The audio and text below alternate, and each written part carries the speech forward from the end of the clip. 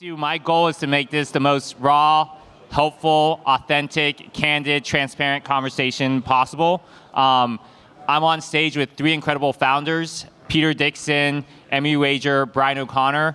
They're working in completely different industries, and I think between the three of them, they've seen every potential founder issue that you can encounter. And so I would like to go from left to right, and if you could introduce yourself, please, more context, the better. Over to you, Emery. Emery Wager. I started off my career as an engineer, and then I did the Silicon Valley tech startup thing after college, and then I realized I wasn't quite ready for that and joined the Marine Corps as an infantry officer. So I did 2 tours to Afghanistan, one as a platoon commander, one as a company XO, and then left active duty in 2012, and joined a financial technology company where I learned a lot about business, a lot about fintech, and a lot about the legal space when the owners of the company sued each other over direction ownership of the company. So I ended up managing the litigation and paid millions of dollars in legal bills to half a dozen different firms, and realized how crappy it was to be a client of a law firm, given how far behind they were in technology. So set out to build Confido Legal. It's an embedded payments platform specifically designed for the legal space. We raised a seed round led by Tim and Context in 2024. Just completed our A round a few months ago, and about $4 million in ARR. A couple things about Emery. I think 700 million or 600 million is going through Confido annually right now. Probably will hit $1 billion before the end of the year. Emery is, I think, unique in the sense of having gone to Stanford and then deciding to join the military, not ROTC. And then the other thing I should note about Emery is he was a cold LinkedIn message and said, "Hey, I'm raising." I'm like, "Okay, let's talk." It was my EA on my account. Even better, even better. So use an effective EA, and then talk more about gravity. And yeah. Yeah, so I think there's so many different paths to to having a startup. I see a lot of people like building software where they started off as like a marketing agency, where they had revenue coming in, were solving a problem, and then decided to build software to scale the solution to that that problem. For us, we actually started the company as a side project at a bigger payments company that we worked at. So I got from zero to product market fit, with a 401k, which was a really unique thing. It turned out that they didn't, at one point they kind of went a different direction, didn't want it anymore. But like any good toddler, you don't want this toy, but you also don't want anybody else to have this toy. So it took us a long time to figure out how to spin it out. But it gave us a really nice boost. So there's a lot of different paths to starting a business. We really liked Emery's business, payments. And we, unfortunately, or fortunately for those lawyers in the room, have to pay lawyers for fund admin when we due diligence with startups. And so we know how much gets transacted there. But what got us over our due diligence was we talked to other Marines. And Mike Stedman served with Emery in Afghanistan and said, "Hey, Emery was the glue to the company." And so I was like, this guy is legit. So over to Brian. Yeah, Brian O'Connor, did 10 and a half years in the U.S. Navy. I enlisted after I got my degree, playing baseball, real smart move. I was a SIGINT EW operator and analyst, deployed in 2017 with the Strike Group during the Mosul offensive, did all sorts of target packages, indicational warnings, protecting the ship and the Strike Group. Scream became a SIGINT operator, went to SEAL Team 7 and deployed to Iraq in 2019, doing direct action raids against ISIS in Western Iraq. And then in 2021, I was in Yemen as the sole ground collector, supporting 2 SEAL platoons and SAS team. kind of hit a crossroads in my career. Had orders to go to DevGru or SEAL Team 6 to do the same job there, and decided that I had had enough. Got out, kind of not knowing what I wanted to do exactly at first. I knew that I spent some time in cybersecurity with Booz Allen when I first left.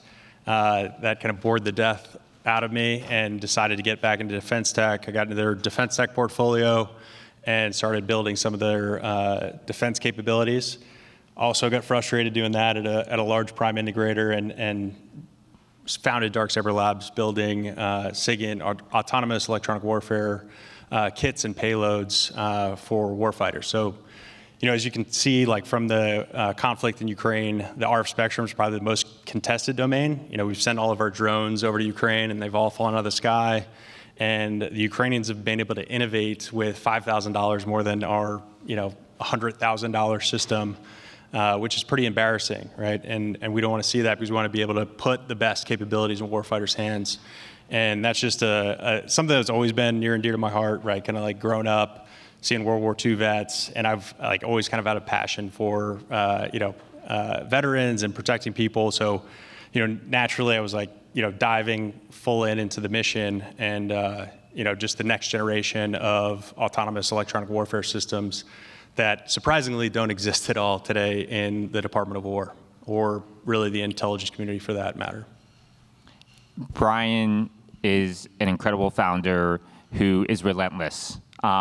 We met him over email, and then he wouldn't stop emailing us. He wouldn't stop coming to veteran VC office hours. We would do a random networking event in San Francisco, and he'd pop in. I'm like, I thought you live in DC. He's like, yes, I do, but I want to build DarkSaber, and I need to raise money for this.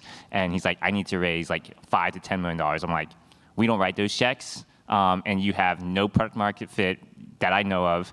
You don't have product. No, you're not going to raise that. And he just kept coming to San Francisco, kept emailing. I was like, okay, we give up. Here's some money. Go figure it out. Truly, that was it. That was the conversation. We give up. Here you go. And then we go talk to a systems integrator. They're like, actually, yeah, Brian's got something super legit. We're like, no, we just invested in him to get us off our back. And he said, no, he has real technology. He really knows what he's doing, and he needs more money. And so we've been working on that, and he'll have some news in the future. Over to you, sir. Peter.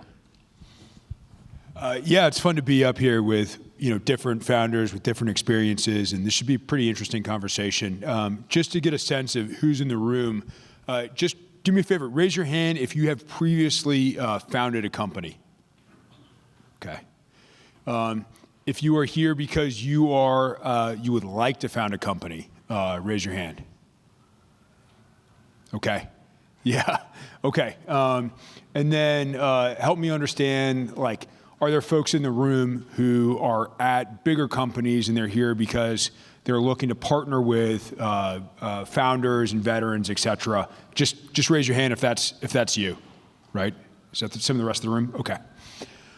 Yeah. So Peter Dixon. It's fun because my brother's here, my father's here. We a startup family. But my brother and I both joined the Marine Corps. My sort of shaping experience, and I mention this because if you're going to found a company and you don't have some sort of shaping experience that's founding you and driving you, you'll probably quit because there's so much pain that you deal with, right? And so many setbacks and everything else that you just can't even imagine what failure looks like.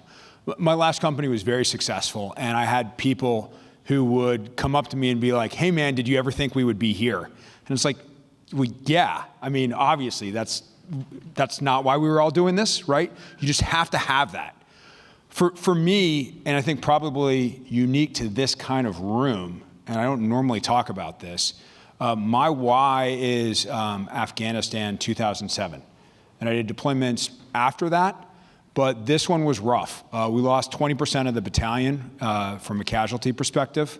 And it's changed since then, but at the time, we had the same technology that my father's generation had in Vietnam.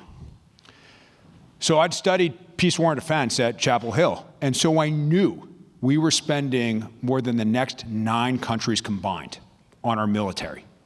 And so the fact that we were in a fair fight with the fucking Taliban was horrifying, right? And paying a cost in blood and treasure as a result of that.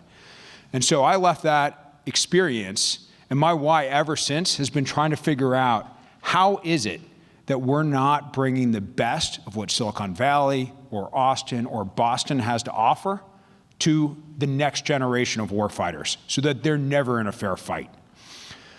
The company that I built and I'm building, and it's still in stealth, we've raised $29 million. We've got 64 people. We've got 4.9 million in ARR, and we started in April of last year. So we're going pretty fast. Now, the thing that I would just say is, as founders, right, this never gets easier. And so being able to have this type of conversation is so important for us to be able to figure things out, understand what's working. You know, somebody was just saying the best advice that I can give is, you know, be willing to fire people and have that leadership discipline. It's advice like that that you normally don't get in these types of forums, but we've all been there and we understand how important this mission is. So this event is unique. This event doesn't come together easily. And so just for creating a safe space where we can have real fucking conversations, I just want to thank the Context team for doing this. This is really important to our community. So, a few things about Peter. So, probably 10 years ago, in this room, I saw Peter working on a startup, and I don't know if he was even called Second Front then, but it was him and some other vets, and there was a Marines Memorial Board meeting, and Peter was like, waved in, said hello. I'm like, okay, you know, what's he doing? He told me to start. I was like, whatever, nah. Again, I'm so wrong so many times. I'm like, that doesn't make sense. That's a pure services play, no software. A few years later, he's still working on it. He's like, hey, like things are really working. I'm like, sure they are. And now Second Front's really blossomed. And so when he's like, I'm gonna start a new company, I'm like, all right, fool me once, what is it, shame on you, fool me twice, shame on me. That's not gonna happen. What Don Dixon has invested in incredible companies, as we know from the last session, but what I really hope he does is write a book about how to grow kids, because truly he's done a quite marvelous job. So first question for you all is, what was the hardest military habit or leadership mindset you had to unlearn when becoming a startup CEO? And for me, this is not startup CEO, but it's learn to eat less.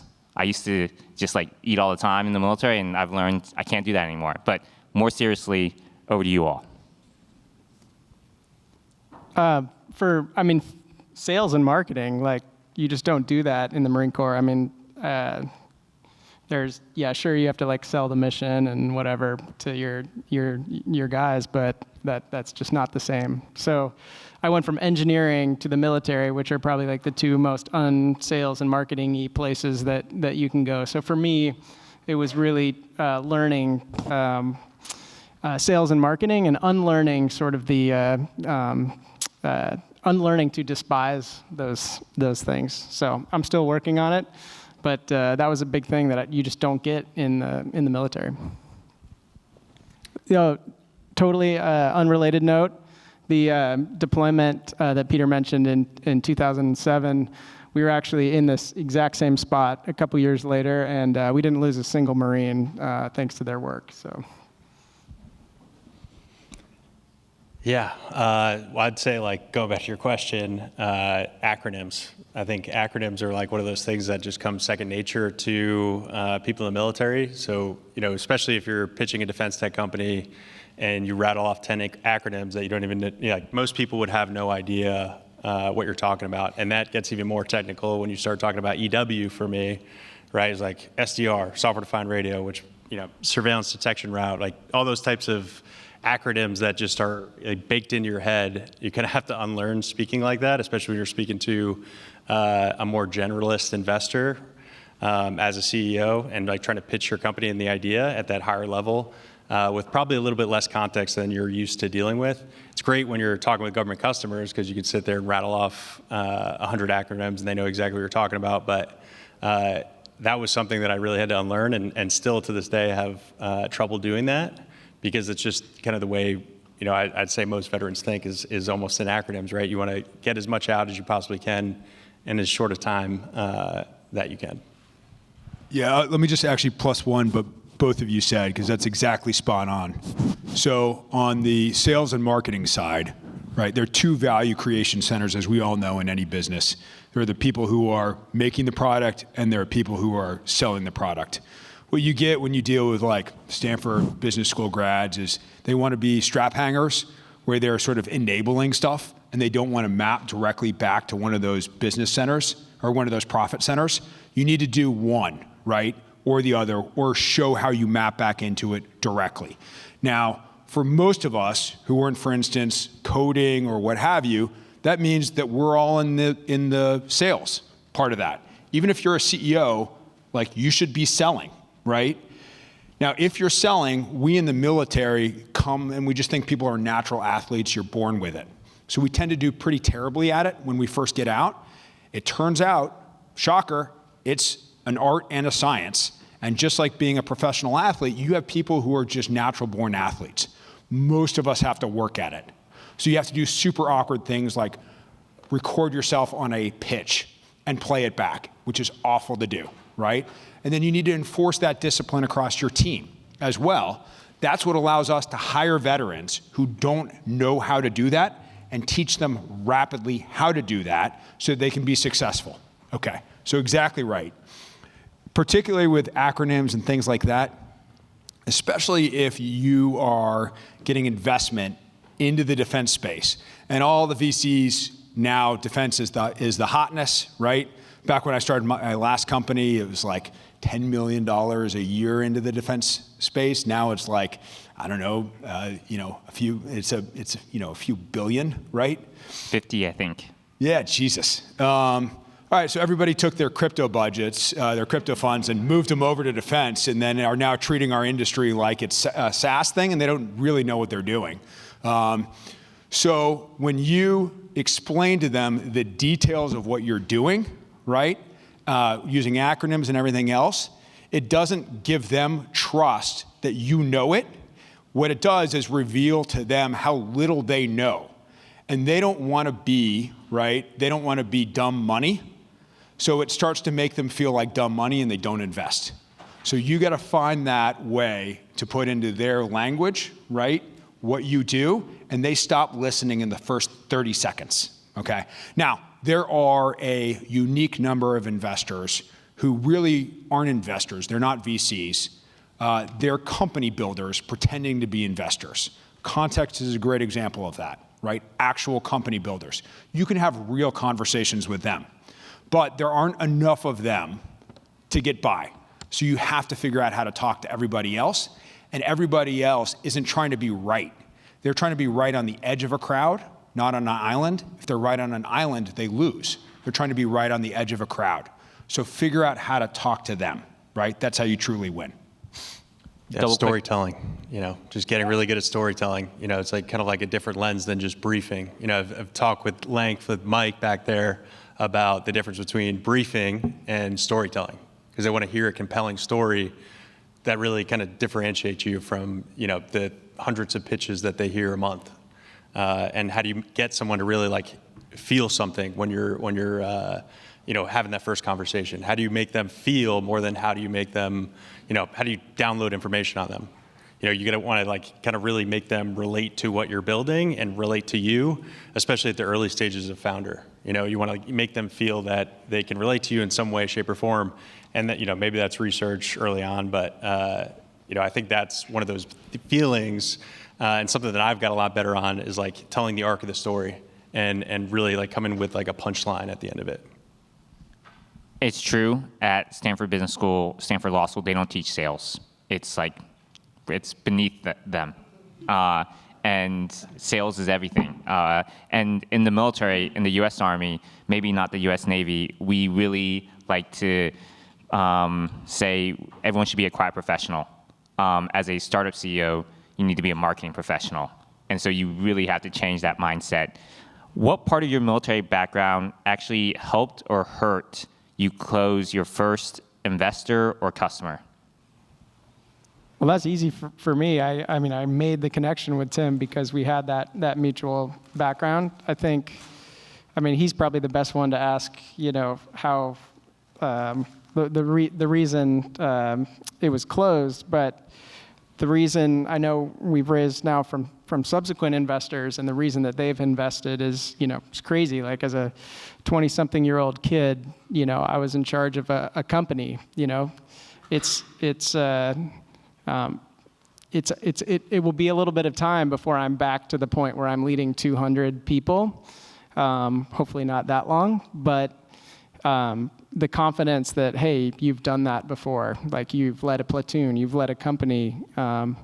I know that you can lead, Confido when it gets to 200 people. And that made a big impact for the lead investor of our A round that we closed a few months ago. Yeah, I would say one, humility, like showing up and learning every day, and then just like the relentless mindset. Just keep at it, keep learning, keep kind of your head down, and there's going to be a lot of things that you don't know in the entire journey, the arc of the journey, and just be humble about it. It's like I don't know that. I'm gonna do as much as I can to learn it and be proficient in it, right? Continually, kind of like an iterative cycle, software development, right? Didn't work the first time, let's go again. And I think that's been kind of my mentality, since I left the military and decided that I want to start a company. Is I know I'm not going to know a lot of things in the industry. I didn't come from that background, so just showing up, learning every day, and that relentless pursuit and humility. Yeah, spot on. Relentless mindset, resilience. I mean, we don't get told no. We just have people who don't say yes yet, right? I mean, that's all of us as entrepreneurs. And for a lot of people, their worst day could be being told no by some VC or by some sales opportunity. For a lot of us, we're not getting shot at, right? It was a pretty good day. So being able to dust off and go do that again and again and again, it's an innate advantage that we have that a lot of others don't. Took us 165 meetings to raise our A round, so I tracked it this time. I like to track it too, and it's what I like to wake up to. One of my passwords is a firm that rejected us. I'm like, I'm going to remember this every day. And on rejection, some folks have heard me say this multiple times, but I don't want to talk about whether you're pro or anti-vaccination. I would just say I'm vaccinated against rejection. Like it's just going to happen, and you gotta overcome it. And then there's only one no in life, and that's in the bedroom. Everything else is you just wait and see. Let's talk about building teams. How do you think about building teams, and like how do you build a team with either vets or civilians? What's the right culture? What's the right way to build a team? You can't build a team just like it is in the Army or in the Marines. One of the things that's been really important for us in building teams and looking for the right people, which I learned in the military under a kind of different terminology, we look for last 10% people. Like there's so many people out there who can get 0 to 90 done pretty easily, especially in in an age of AI. But if you got 90% to the objective, or you stood post for 90% of the night, that doesn't really work in the Marine Corps, in the military.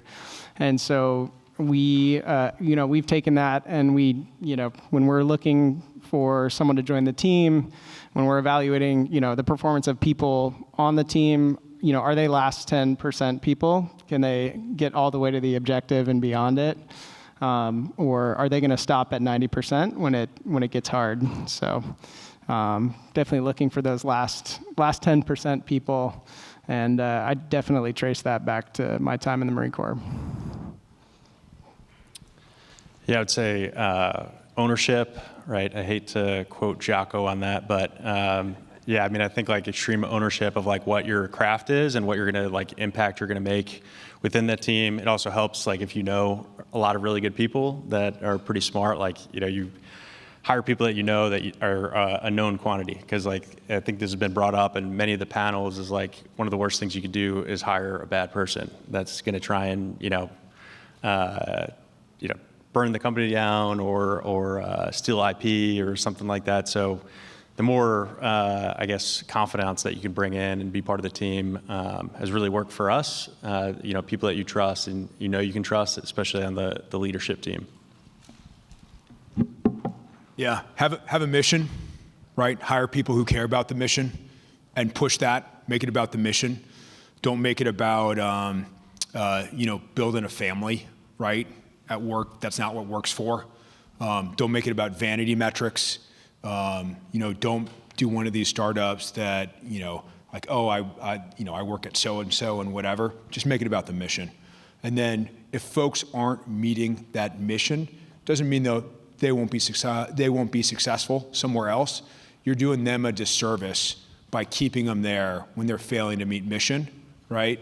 So you as leadership need to own that ability to process people out of an organization if that's not where they're thriving, and have them thrive elsewhere. That's the hardest thing to do from a leadership perspective, but we all innately understand that as veterans because that is part of that burden of command. So we recognize that. Don't push that off on somebody else, own it. If you want an elite organization, you have to set first principles. You have to enforce that elite standard. The way that you do that is by getting rid of people who don't meet it. You don't benefit them, you don't benefit everybody else by maintaining that a day longer than you should. Last year was the year that we helped or tried to help or mostly listen to founders deal with co-founder issues. It's something that I don't think gets talked about a lot. How do you manage, sustain, resolve co-founder issues? Yeah, we have a kind of a unique co-founder situation because we started out of a bigger company and there was 4 of us that were willing to kind of take the leap, from, like I said, 401k, corporate salary to, the point where our HR person, outsourced HR person was worried about like minimum wage laws.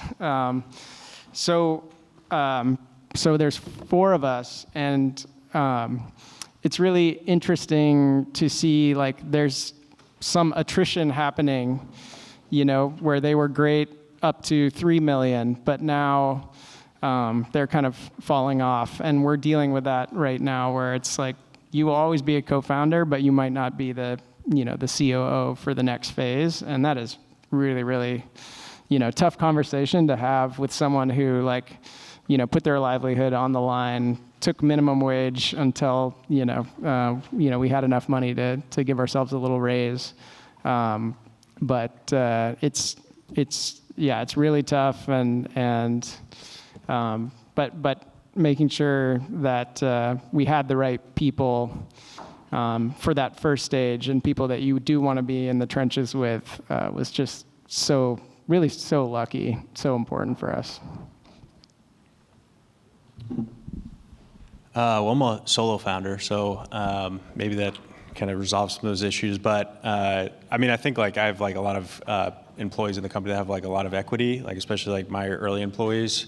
So I treat them like co-founders, and I always give them kind of a chance to kind of tell me what they're feeling if they think something's not going the right way. Just having an open ear, right, and talking less. Right, not always sucking all the oxygen out of the room so that you have all the data points to make the right decisions. And I hired the people that I hired onto the team because they're really smart people. So I care what their gut instincts are. I care how they're building products and how they see the world and how they view the world. So when they come to me with a problem and we have a disagreement, it can generally be resolved pretty quickly. Because I have an open ear constantly, and I want to understand the entire context of the problem to see why they feel that way, and then ultimately make the decision based off that. Yeah, I have phenomenal co-founders, so no notes. Katie, who's one of my co-founders, right here in the room with me. The first thing that I would say is look, you need to understand fundamentally from a co-founder perspective where people are coming from in terms of what they're trying to get out of the experience, right, and where they are in life, especially when it comes to startups, right? People are at different places in life. They have different responsibilities. And then you want to understand somebody's appetite for risk.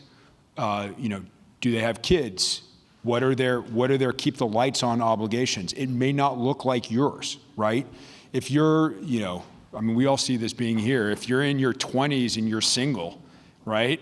You have a lot of advantages in terms of just being able to go spend every single day, right, throwing yourself at a company and a problem and eating ramen and everything else. By the time you're basically all of our age, you can't do that anymore, right? So you need to figure out how you're solving for that and how your co-founders are solving for that and be honest about where they're coming from, right?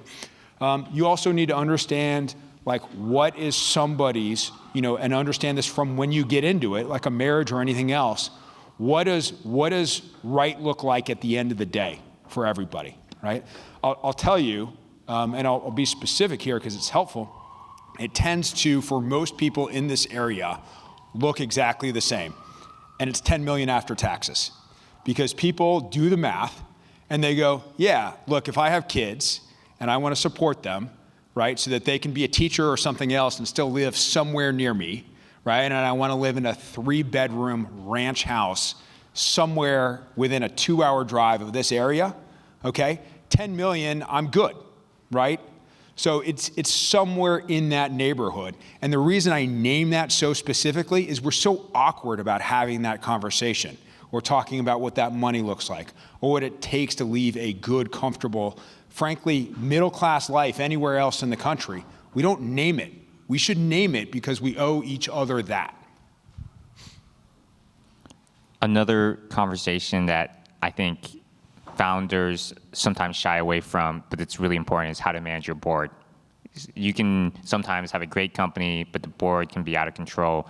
How have you all thought about managing your board? How do you think about board members? And how do you think about that relationship? I mean, one thing for me, I want to keep control of the board.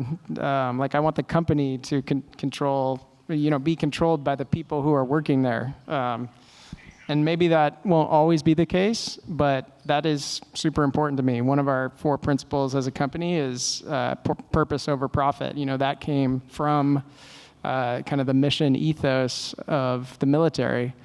And we'll have competing priorities with our investors, and I don't want them getting in the way of the mission, the purpose of the company. So I'm super lucky that I have some awesome board members, but they're not in the trenches with us, and so super. Thank God.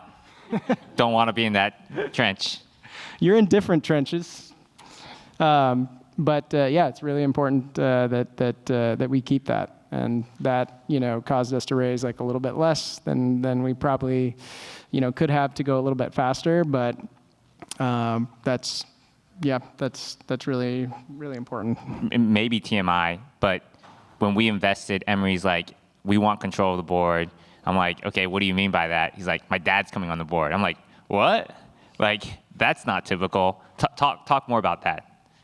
Well, we had a kind of a unique situation where we still owed money to the former parent company. So they had a guaranteed board member. So Tim was going to come on board, and that was 4. And I wanted to make sure that we had 3, the majority.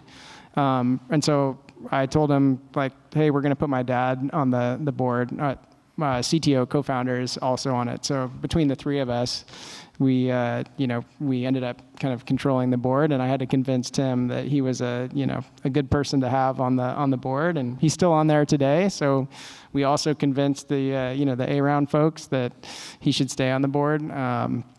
But that was super important to me, and also a really special opportunity to work with my dad.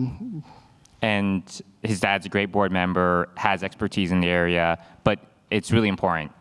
If you want to control your company, it's not just how many shares you have, it's board control. Yeah, so I mean, I think that's like goes into like picking the right investors that are going to be founder friendly, right? And that's somebody that you have a conversation with. Like, most of my investors are either military veterans or intelligence community professionals, to include like my board member for my seed round. So we have like a really good relationship.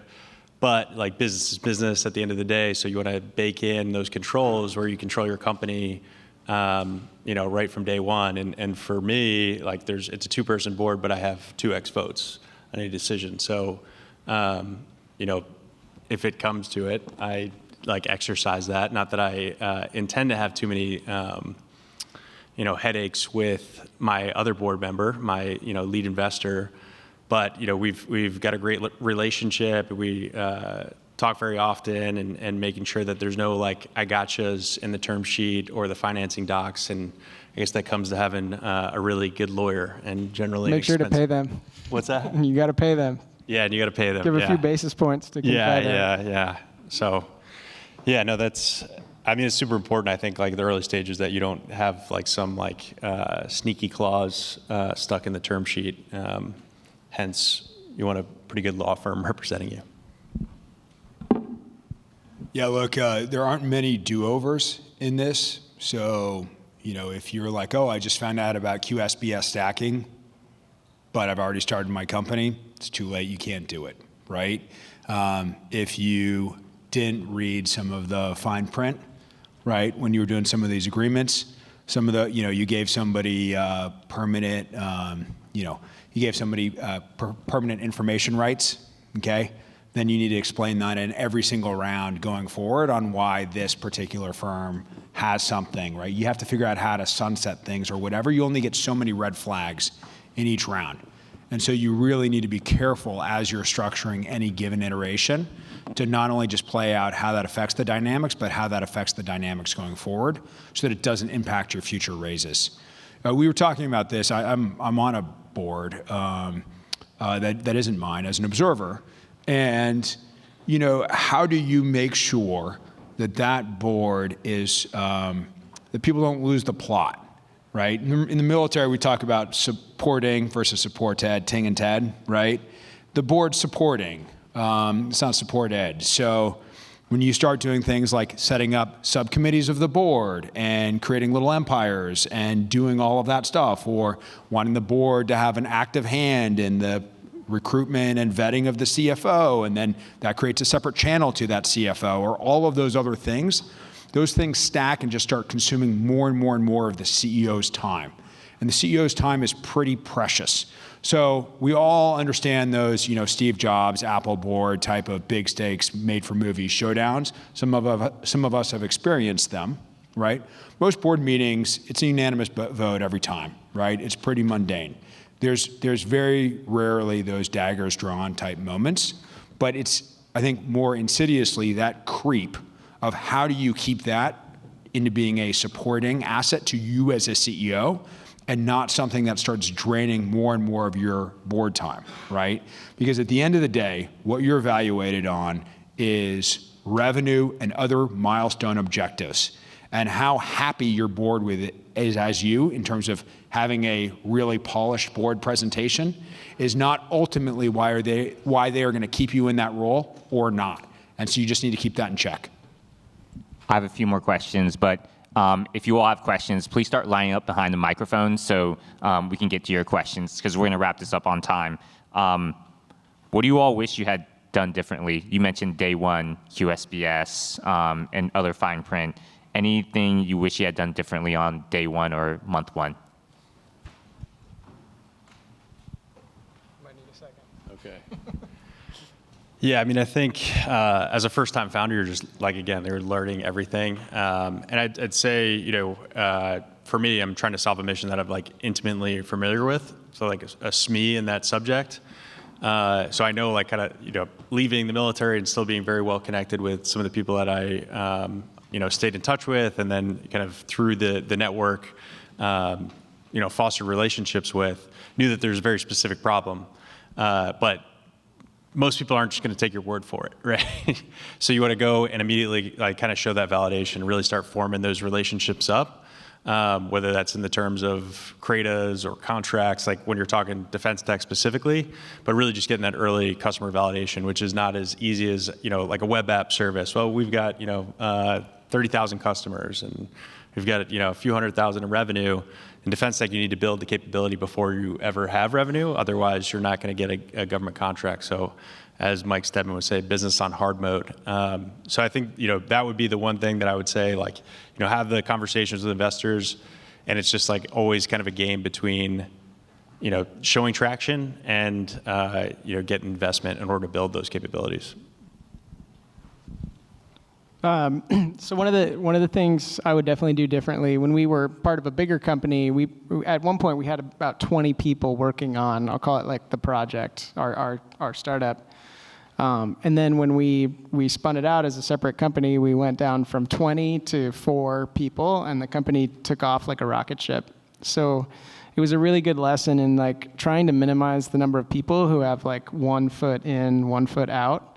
Because it's so powerful just to have like one person who's really, really focused. We almost never hire consultants or people who are going to be kind of part of the team because of that learning point. So I would definitely, if I could go back again, I would just keep it small from the get-go, and not try to bring in a bunch of people who.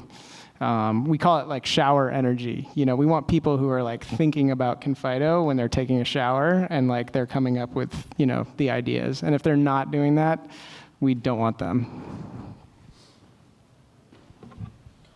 Yeah, those are really good pieces of strategic advice, and foundational. I have something that's just super tactical, but I'll just say it. Find a lawyer who is like a solo practitioner and has been doing it forever. Give them a little bit of equity if they're really good and keep them, right? Because it just accelerates everything for you. Legal shouldn't be a blocker for you, and if you have somebody who understands what you're doing, has done it before, can take stuff off the shelf and just make stuff happen, it's phenomenal. If you listen to your VCs and you end up with some big Silicon Valley type law firm, not only will they slow you down on everything, provide effectively no delta in value, right? But they will bleed you out on cash. You'll be spending $50,000 just for them to take something off the shelf and give to you. It is a common trap that first-time founders fall into who are listening to their VCs and trying to do everything right and think, oh, this is just the way. Don't do it. There's been so much inadvertent talk about lawyers, legal fees, which again is why Confido Legal, the business plan made sense. It was just like, is he the right founder? And we definitely believe Emery is, because wow, lawyers get paid a lot of money. What does success look like for you all? Personally or professionally? Yeah, for me, like what I love is reinventing my job description at the next level and the next level and the next level. So, I would love to take Confido all the way to an IPO because that, then I could keep reinventing my job, at the next level and the next level. And I enjoyed 0 to 1, but what I'm more excited about is doing just one and kind of taking it all the way. Yeah, it's kind of a loaded question, but I think solving hard problems, right, is like something that I've always enjoyed doing from the military and on, right? It's like kind of like most dangerous game, I guess. But I think obviously building a company that can serve warfighters the way they need to be served and deserve to be served is one of the things, like I mentioned earlier, is like one of the things that is really near and dear to my heart. And if I can do that and raise a family and have kids and have a successful marriage relationship while also, maximizing my potential, right? It's like a business is a manifestation of who you are as an individual or who like a group of people are as individuals.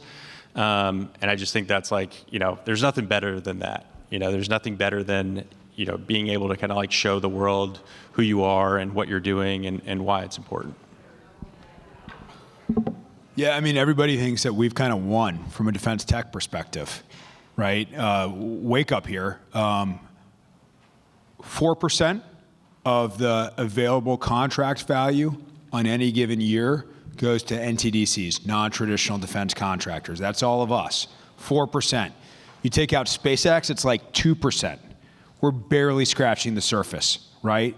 So we may, in some cases, be trading at a 20x, while those defense SMBs are trading at 7x EBITDA.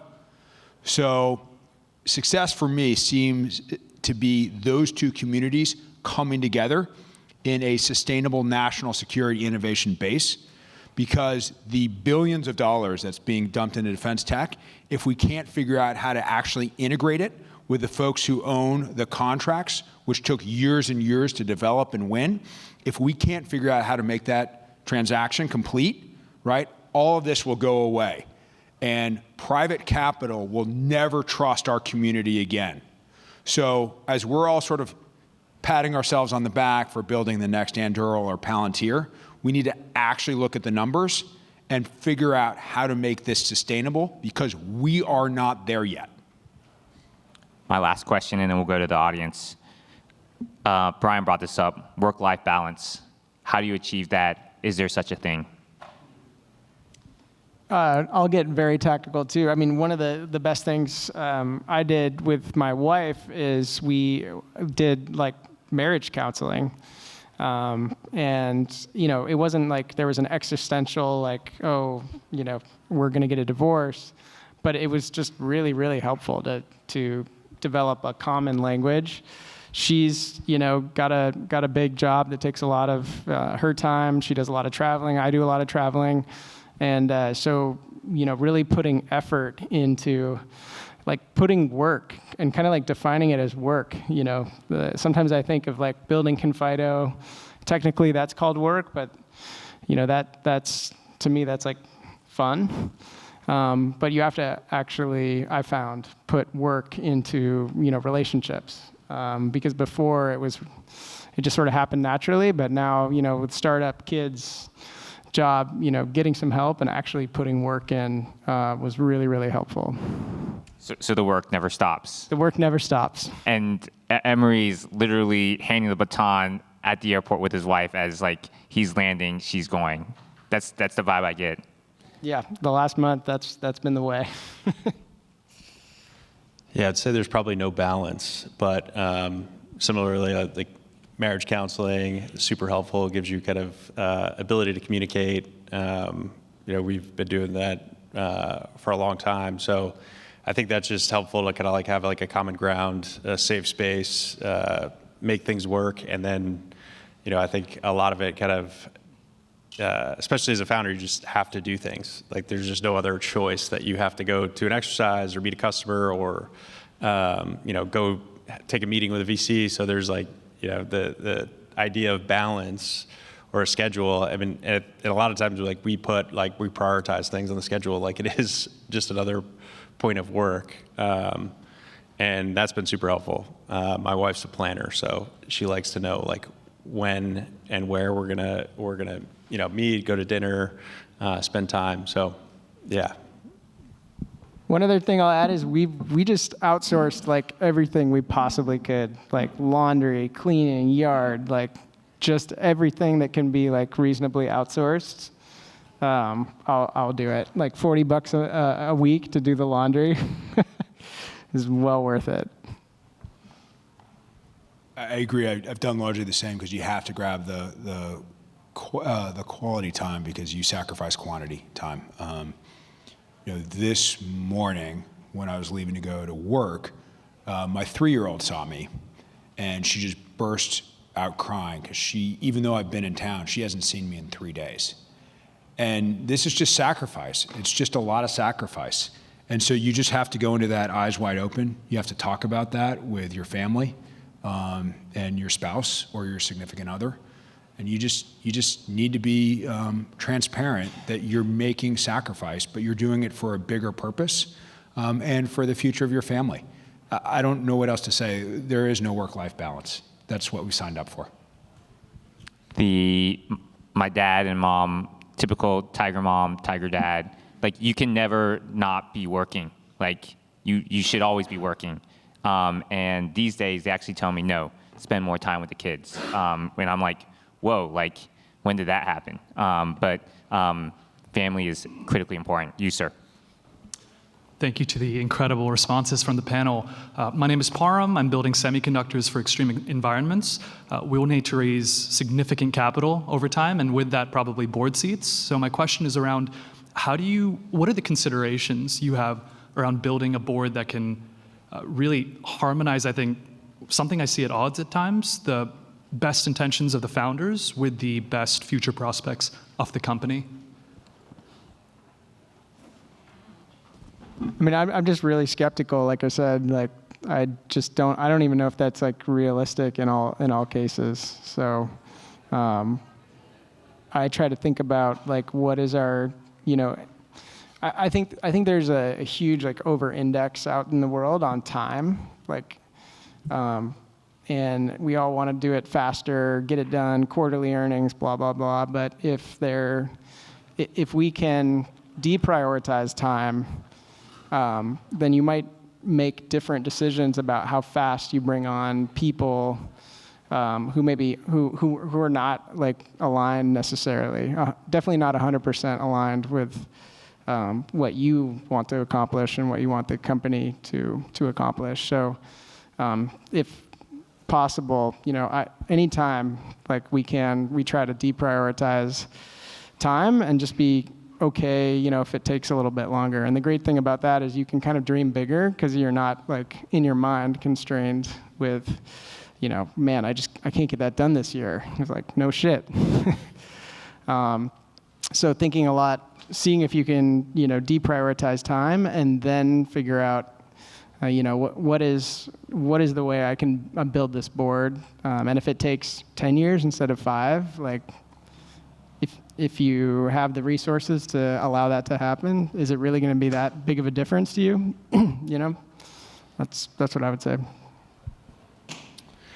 Yeah, I would just say, and I think it's been brought up a few times, like, obviously through the rejection, like, you're not for everyone and everyone's not for you, like that kind of goes both ways, but there is somebody out there for you, right? And like that takes time sometimes, right? It's like, someone that sees the vision and aligns with you. So those are the types of people I think that you want to like take money from, not someone that's going to be a hostile board member or like doesn't truly see the vision. They just see the opportunity potentially. And that might take more time than the capital up front. I think that was brought up in the last panel, right? It's like somebody's trying to raise a ton of money on a very high valuation. But do you want that person to be part of your company? Is that a relationship that you want to foster? I mean, eventually maybe you have to make some concessions, but I think echoing that point is like, I think that time isn't always the worst thing, right? It's like you meet the right person, maybe you get a term sheet, but it's a bad deal. Like, be ready to walk away because it might not be a good fit for you and the company. I mean, my first company, I got pretty lucky with my investors because basically in your first company, your investors pick you. Once you have a track record, you can kind of pick your investors a little bit more. But like, let's not get it twisted. As entrepreneurs, we're swimming while the water's warm. So if somebody's cutting you a check, right, you may fight them on if they're trying to get 2 board seats or a board seat and an observer or participating preferred or something that's non-industry standard, right? But you're not going to push back that much. And so the main role of a CEO or founder, especially a CEO, right, is to not run out of money. So you have to just be in that raise mode, and you're going to make a ton of compromises in that regard, and then you'll try and work it out later. So I know we can all sit around as entrepreneurs and talk about how to do ideal board construction. It's a manage what you're getting process more than anything else. Thank you. Emery has in my opinion, a very unique perspective on time.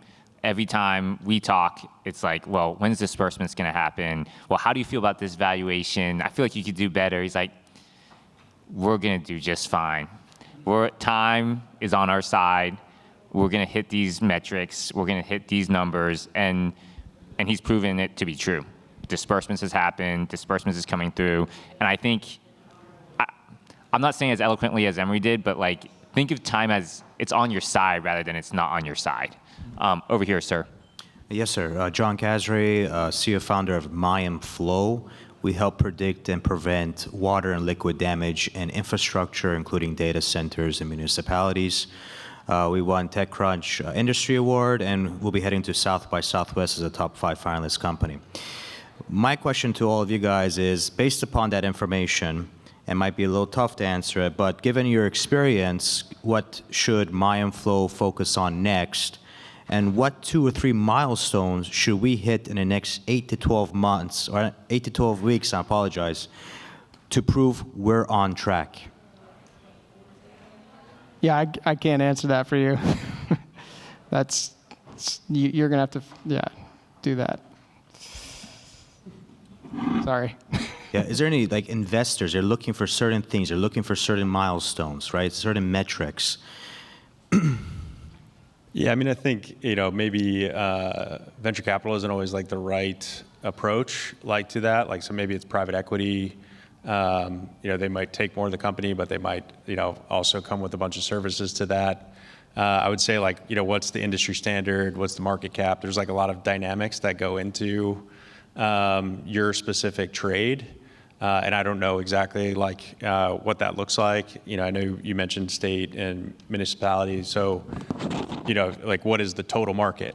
How do you justify that? How do you capture the market? How do you differentiate? Those are all things that you need to answer, I think, in order to make that assessment of venture capital, a loan, private equity is more suitable for you and your business.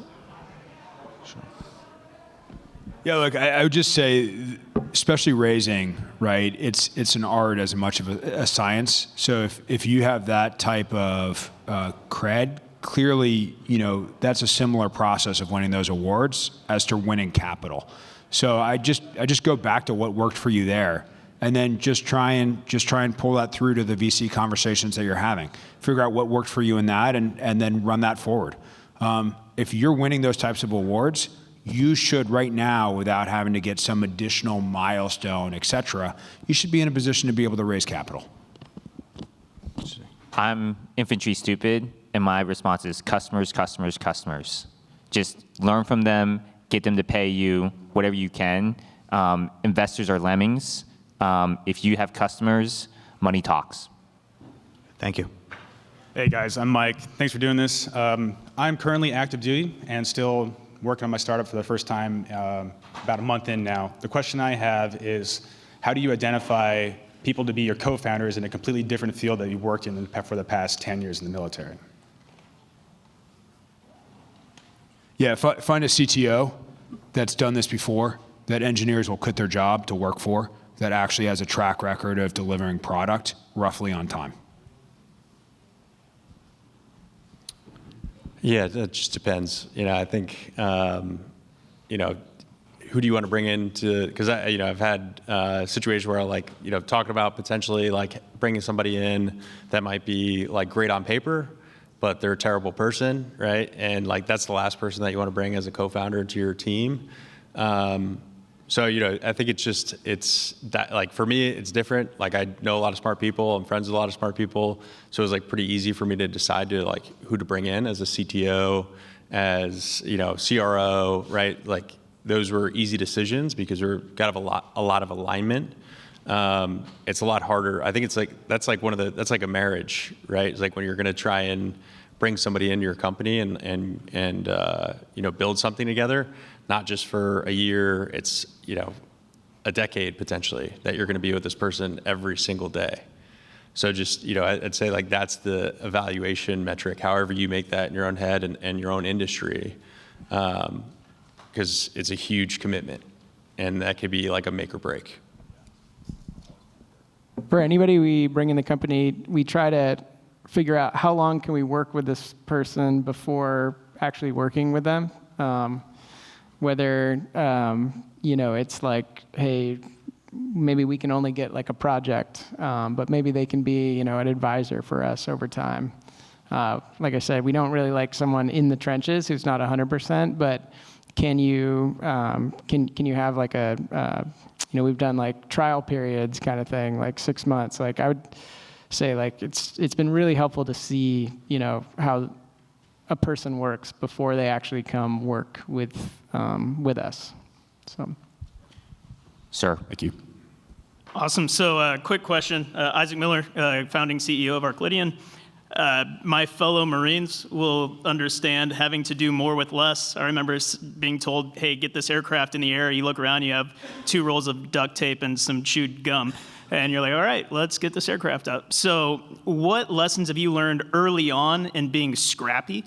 And how is that also applied after being backed by VC funding and having that runway, but still keeping that kind of scrappy mindset? And where do you prioritize being lean versus like being willing to spend a little more to make a little more traction? For us, we got really good at one distribution channel, which was partnerships. And so we could sign like a big partner, and under that partner, we'd get a ton of customers. And so the way we sort of kept it scrappy and didn't have to build up a big sales team or anything like that was like, we only do partnerships. Like, we don't do meta ads, we don't do TikTok, we don't do like any of that shit. Like, we're good at one thing. And that one thing allowed us to do a lot with not that much. So I don't know if partnerships are right for you, but that was a really good way to, do a lot with not that much. And it's still by far like our number one channel. We have raised money, and so we're now experimenting with number 2 and 3. So I'll get back to you on those. Well, I mean, I think it depends, depending on like what your vision for the company is, what your product is, right? It's like if you're trying to build something super exquisite like semiconductors, that's a way different decision. And like everyone has their opinions, right? Like everyone will come up here and be like, you need to do this, you don't need to do that. Like, I don't think that's correct across the board, right? I think you're the founder, and it's on you have the ownership of your company. Like, it's your vision, so you need to act on that, right? And if you are a subject matter expert, you're clearly differentiated, you're going to make the right decisions. You're going to make a lot of right decisions, right? Like Amazon's motto, like one of the things they hire on is like, we just hire people that make a lot of the right decision, right? And that just really, truly depends on what your industry is, because that looks different with, somebody coding an app, vibe coding an app here in Silicon Valley versus defense tech hardware, right? Like, way different capital expenditure and what scrappy looks like in those 2 different industries. I mean, I think being scrappy, especially early on, like doing everything that you can with your capital, is you have to be. There's no question. What that looks like is way different depending on your business, your industry. Yeah, whether it's secret sauce or superpowers or whatever we want to talk about in startup language, we're all looking for that.